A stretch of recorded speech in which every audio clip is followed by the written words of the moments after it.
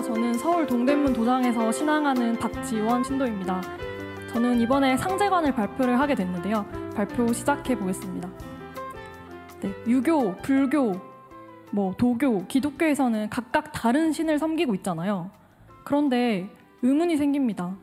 하나님은 말 그대로 한 분인 건데 왜 각각 다른 신을 섬기는 걸까요? 도대체 진짜 하나님은 누구실까요? 제 경험을 하나 말씀드리고 싶은데요. 제가 이제 초등학교 다닐 때 학교 마치고 이제 집에 돌아가면 항상 그 교문 앞에 포교하시는 분들이 이렇게 나와서 예수님을 믿어야 천국에 갑니다 이런 식으로 말씀을 하셨어요. 그래서 저는 이제 시간이 나서 이제 한 번은 대화를 나누게 됐었는데 그분에게 어린 마음에 이런 질문을 했습니다. 예수님이 자기 스스로 나는 하나님의 아들이다 라고 말을 하셨는데 그러면은 아빠 하나님은 도대체 누구예요? 라고 물어봤어요. 그랬더니 그분이 당황하시면서 저기 아빠 하나님은 예수님입니다 이렇게 말씀하시더라고요. 근데 사실 아빠가 아들이 될 수는 없잖아요. 아들이 아빠가 될 수 없고. 그런데 그렇게 말씀하셔서 되게 의문이 들었던 기억이 납니다. 그리고 그 다음 주에는 이제 불교에서 나와가지고 우리가 부처님을 믿어야 극락 왕생에 갑니다 라고 말씀하시더라고요. 이렇게 종교마다 각각 자신들의 신을 섬겨야 된다라고 말을 하고 있는데 그렇다면 하나님은 여러분이신 걸까요? 진짜 하나님은 도대체 누구이신 걸까요? 우리는 누구한테 기도를 해야 하는 걸까요? 저의 고민과 이러한 질문들을 여기 계시는 많은 분들도 한 번쯤은 해보셨을 거라고 생각을 합니다. 저의 이러한 고민과 물음에 답을 해보면서 진짜 하나님, 참 하나님을 찾아가 보도록 합시다. 사실 앞에서 말한 부처님, 예수님, 공자 모두 자기가 아니라 진짜 하나님이 있다라고 말을 했습니다. 굉장히 놀랍죠. 옛 성인들이 말하고자 했던 그런 핵심 메시지, 핵심 내용을 살펴보면서 진짜 그분들이 진짜 하나님의 존재를 외쳐왔는지 살펴보도록 하겠습니다. 네, 먼저 기독교입니다. 기독교의 진리서인 요한복음을 보면 이런 말씀이 있어요. 나를 보내신 이가 참이다. 그분이 나를 보내셨다. 결국에 예수가 말하고자 했던 그 진실된 한마디가 뭐냐. 내가 아니라 이 아버지 하나님께서 나를 보내셨다라는 거죠. 그리고 이 참 아버지 하나님을 실제로 목격하신 분이 바로 예수님의 12제자 중에 한 분인 사도 요한이라는 분입니다. 굉장히 신앙심이 투철하셨다고 해요. 그래서 그 분이 직접 이제 하나님을 침견한 그런 경험을 적은 게 요한계시록입니다. 그 요한계시록에 보면 이런 말씀이 있어요. 주 하나님은 장차 올 자요 전능한 자다. 그리고 직접 목격한 하나님에 대해서 이렇게 묘사를 하고 있습니다. 크고 흰 보좌와 그 위에 앉으신 이다. 그분이 말씀하시기를 보라 내가 만물을 새롭게 한다. 결국에 이 기독교에서 다 같이 말하고자 했던 그 핵심 메시지는 뭐냐. 예수를 보낸 참 하나님 아버지가 계신다. 그분이 오셔서 새로운 질서, 새로운 땅, 새로운 그런 우주를 열어주신다라는 겁니다. 다음은 불교입니다. 불교의 이제 진리서인 화엄경에 보면 이런 말씀이 나옵니다. 말법의 때에 미륵불이 동방의 나라에 강세하신다. 이는 여러 사람들을 거두어 성숙해 하시려는 것이라. 미륵상생경에 보면 이런 말씀이 나옵니다. 해석을 해보자면 차처지명, 이곳의 이름은 도솔타천이다. 금차 천주, 이곳의 천주는 명활 미륵이니 여당 귀의하라. 너가 마땅히 그분의 뜻을 따라라 라는 겁니다. 여기서 이제 미륵이라고 계속 언급이 돼서 미륵의 이제 의미를 살펴보면 가득 찰 미자에 굴레 륵자입니다. 이제 굴레라는 것은 새롭게 뭔가 진리의 틀을 씌운다는 뜻인데요. 뭔가 기존의 틀이 아니고 뭔가 새로운 질서, 뭔가 새로운 테두리를 짓는다, 새 세상을 건설한다라는 굉장히 미래지향적인 의미를 가지고 있다고 할 수 있습니다. 그리고 이제 미륵상생경의 말씀에 보면 이런 말씀이 있습니다. 정법, 상법의 시기를 지나서 말법 시대에 가면은 이 세상을 구원하시기 위해서 미륵부처님께서 오신다. 그때 미륵부처의 도를 받아서 열반에 들라. 이것이 바로 불교가 전하고자 하는 핵심 메시지인 거죠. 내가 아니라 그때 오시는 이 말법의 시대에 오시는 미륵 부처님을 믿으라라고 하는 게 바로 불교의 핵심 메시지입니다. 다음은 유교입니다. 유교의 진리 서적인 서경에 보면 이런 말씀이 있어요. 요임금, 그러니까 중국의 고대 그 성왕 중에 한 분이셨던 요임금께서 친히 상제님께 제사를 지낸다는 그런 성구가 나옵니다. 그러니까 굉장히 오래된 그 중국의 역사 속에서 이렇게 받들어 온 하나님이 바로 상제님이라는 거죠. 그리고 이 유교의 우주관을 잘 담아낸 이 주역을 살펴보면 이런 말씀이 있습니다. 제출호진이다. 상제님께서 오신다. 호, 어디로? 진방으로. 설계전에 보면 이런 말씀이 있습니다. 성인의 말씀이 간방에서 이루어진다. 그리고 그 간방은 만물의 끝과 시작이 이루어지는 곳이다. 결국에 유교에서 전하고자 한 핵심이 뭐냐? 유교에서 말하는 참 하나님은 상제님이다. 그리고 그 상제님이 동북방으로 오신다라는 것입니다. 한 번 더 결론을 정리를 해보자면 다음과 같은데요. 불교, 미륵 부처님이 오신다. 기독교는 아버지 하느님이 오신다. 유교는 상제님이 오시는데 구체적으로는 동방 땅으로 오신다라는 거죠. 결국에 이 선천 종교에서 다 같이 한 목소리로 말하고자 했던 바가 무엇이냐? 바로 오직 한 분의 하나님이 계신다. 그리고 그 하나님이 인간으로 오신다라는 것입니다. 그렇다면은 이 성인들이 다 같이 한 목소리로 외쳤듯이 정말로 말법의 시기에 이 동방의 땅으로 이 인간의 몸으로 하나님께서 직접 이 지구에 오셨을까요? 네, 놀랍게도 이 성인들이 모두 다 같이 예고를 했듯이 참 하나님께서는 정말로 동방의 땅에 우리나라로 인간의 몸으로 강세하셨습니다. 그럼 그들이 하나같이 말했던 그 참 하나님이 누구냐? 바로 상제님이라는 것이죠. 상제님은 친히 인간의 몸으로 내려오셨습니다. 예수가 말했던 자신을 보낸 그 참 아버지 하나님, 그리고 부처가 말했던 미륵 부처님이 이 세상을 구원해 주시기 위해서 인간의 몸으로 오셨다는 그런 역사가 있다는 거죠. 이것에 대해서 이제 상제님이 말씀에 담긴 그 도전 성구를 보면서 좀 더 살펴보도록 하겠습니다. 상제님께서는 이런 말씀을 해요. 공자, 석가, 예수는 내가 쓰기 위해 내려보냈다.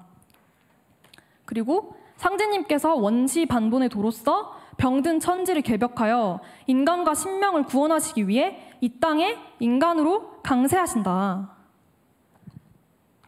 이렇게 절대자 하나님은 인류를 구원하기 위해서 1871년에 우리나라 조선 땅 고부근 갱망리로 이 인간의 몸으로 이 땅에 오셨습니다. 상제님은 우주를 실제로 다스리시는 통치자 하나님이십니다. 이 상제의 뜻을 좀 더 살펴볼게요. 이 상이라고 하는 거는 천상, 지존무상의, 최고의라는 뜻이고요. 제는 하느님을 의미합니다. 결국 이 상제가 뜻하는 바는 무엇이냐? 천상의 지존무상하신 하나님이다라는 겁니다. 이러한 상제님의 위격을 좀 표현한 그런 표현들이 도전에도 굉장히 많이 나와 있는데요. 어떻게 묘사가 되어 있냐?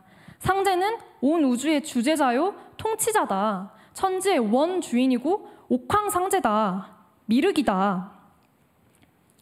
이렇듯이 상제님은 최고의 통치자 하나님을 뜻합니다. 제 경험을 하나 얘기를 하고 싶은데요.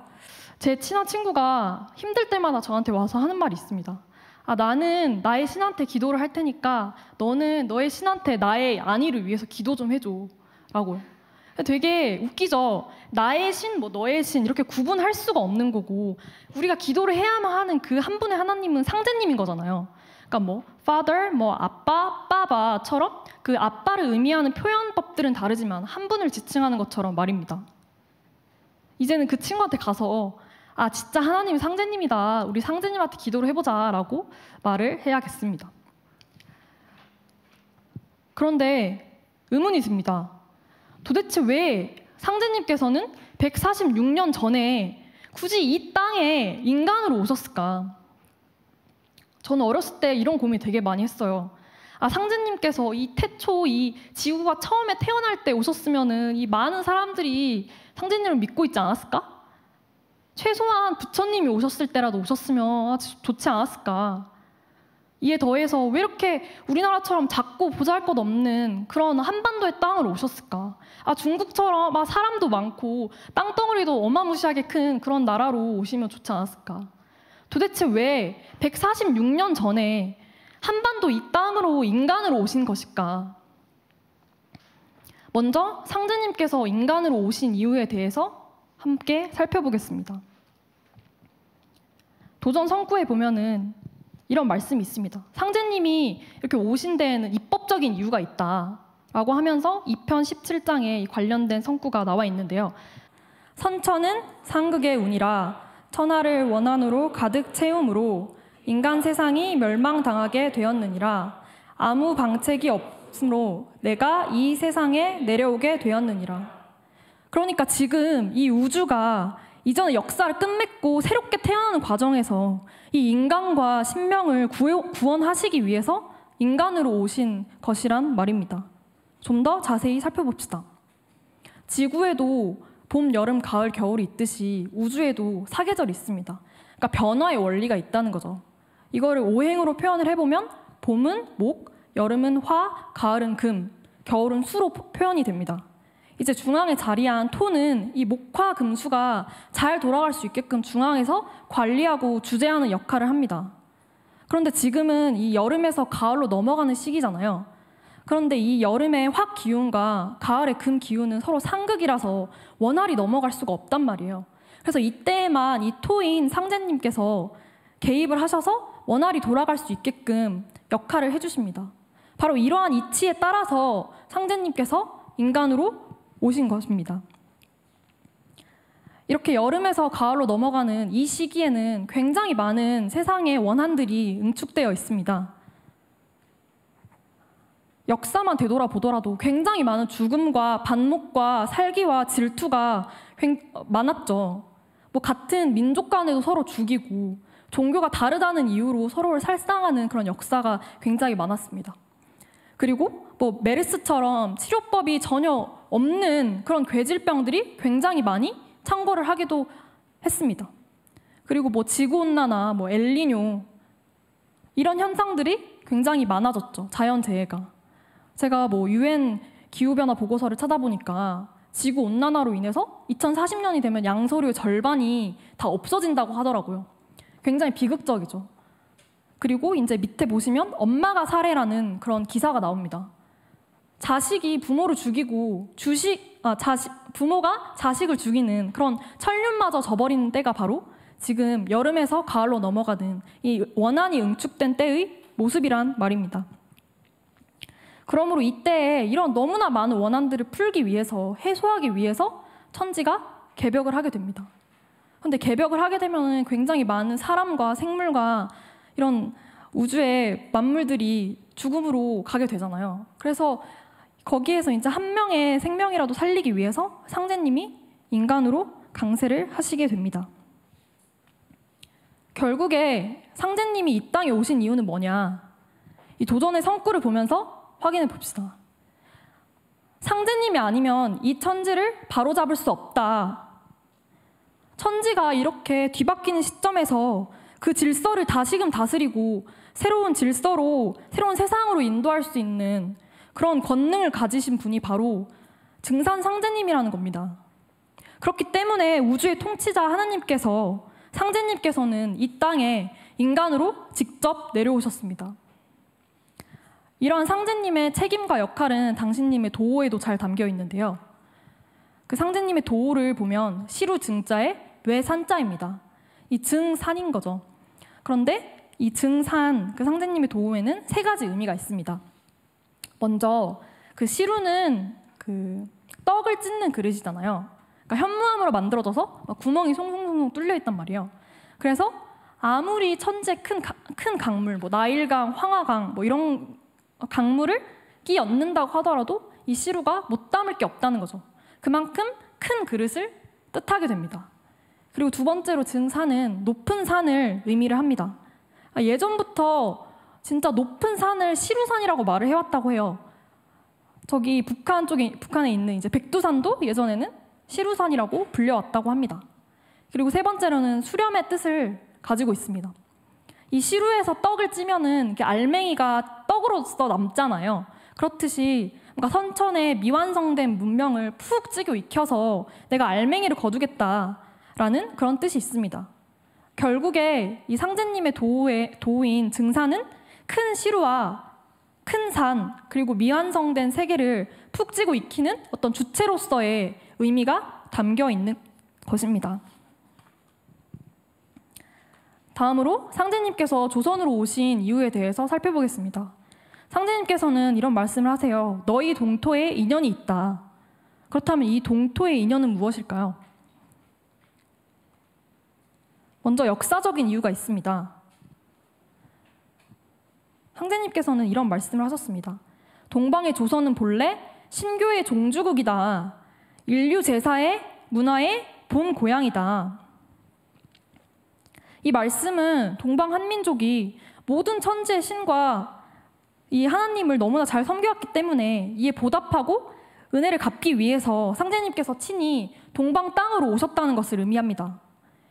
일제 침략기 이후 그리고 막 외래 종교가 엄청 많이 들어온 이후에 상제 문화가 굉장히 많이 사라지긴 했지만 여전히 대부분의 집에서는 이제 제사를 올리는 그런 것만 봐도 알 수 있는 측면이죠. 그러니까 저희 외할머니께서도 이제 불교 신자신데요. 이제 이모가 임신하셨을 때는 물을 떠다 놓고 삼신할머니 그리고 상제님께 이렇게 공수의 예를 다 하시면서 제를 올렸던 기억이 납니다. 그리고 명절이 되면 다 같이 모여서 여전히 뭐 전도 붙이고 제사도 올리죠. 이에 더해서 조선은 일찍이 상제 문화가 발달되어 섬겨온 국가입니다. 첫 번째 사진을 보시면 참성단이라고 나와 있는데요. 강화도 마리산에 가면 있는 그런 장소입니다. 이 참성단이 어떤 곳이었냐? 예전에 초대 단군 왕검께서 상제님께 제를 올리기 위해서 만들었던 그런 장소입니다. 그리고 밑에 보면 원구단인데요.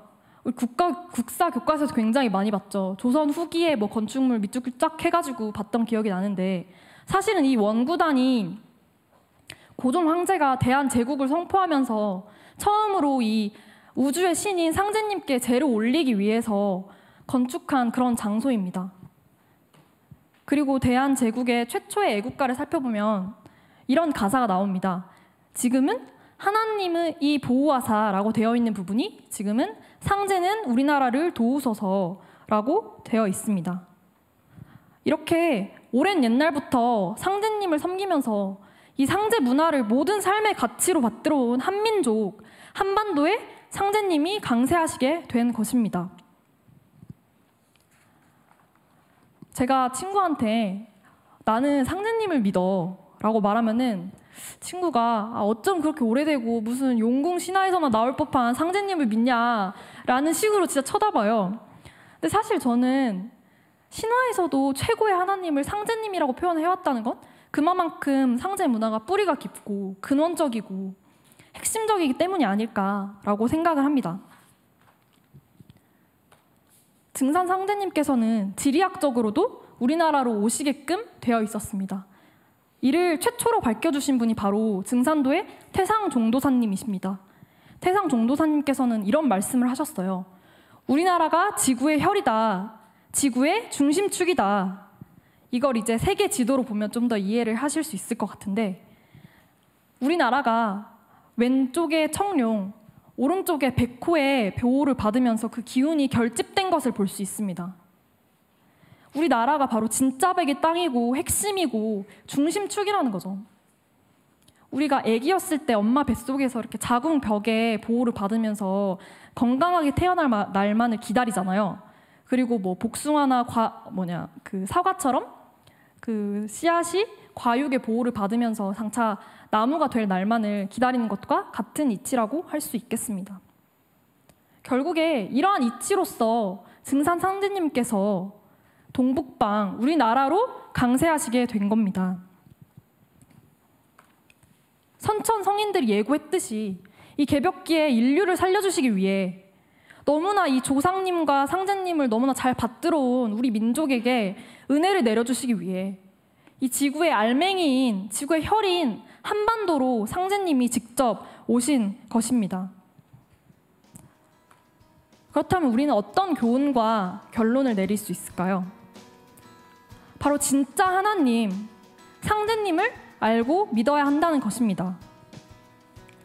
상제님이 이 땅에 오셔야만 했던 그런 이유를 다시 한번 되새기면서 하나님의 고향에 태어난 한 사람으로서 자부심을 갖고 이 상제 문화를 너무나 잘 받들어 온 민족의 구성원으로서 그 상제 문화를 이어받아서 조상신을 잘 섬기고 이 개벽기에 인류를 구원하는 역할을 하는 것이 바로 이 땅에 태어난 우리에게 주어진 의무이자 축복이자 또 한편으로는 권리가 아닌가, 이런 생각을 해봅니다. 저는 증산로 신앙을 하면서 참 아버지 하나님이 상제님이시구나, 참 진리가 상제님 진리구나 라는 것을 깨달았습니다. 여러분들께서도 진짜 하나님, 참 하나님을 찾으셔서 제대로 된 신앙을 하시길 바랍니다. 감사합니다.